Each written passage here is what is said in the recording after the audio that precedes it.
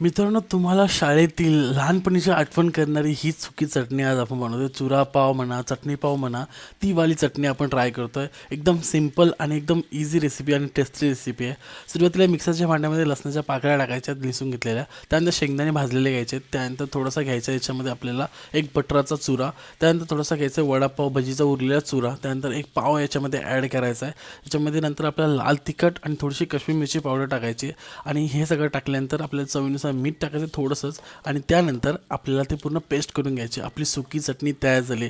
इतकी सिंपल आणि इतकी टेस्टी लागणारी रेसिपी ही इतकी इझिली बनते. आणि मी जेव्हा लहान होतो, जेव्हा आम्ही ₹2 चटणी पाव चुरा पाव असा खायचो, तेव्हा वडापावला पैसे नसायचे. पण ही चटणी पाव चुरा पावची स्टोरी इतकी भारी आहे, इतकी मजेदार आहे ना, की काय सांगू तुम्हाला. एकदम ऑथेंटिक आणि मजेदार अशी आहे. तुम्ही ट्राय करा. काही लोक फक्त चुऱ्याची बनवतात, काही लोक फक्त पावांची बनवतात, काही लोक फक्त बटरांपासून बनवतात, पण मी 3-4 गोष्टी एकत्र करून बनवतो आहे. तुम्ही ही रेसिपी नक्की ट्राय करून बघा माझ्या मेथडने. आणि तुम्ही लहानपणी कधी खाल्ला होता चुरापाव वडापाव ह्या अशा चटणीसोबत, तुम्ही नक्की मला कमेंट करून सांगा. आणि तुमची जर कुठली चटणीची रेसिपी असेल तर मला तीही कमेंट करून सांगा, म्हणजे ती मी बनवायचा ट्राय करेन. आणि यार, लहानपणीची आठवण करून दिली ही चटणीने या चुरापावने.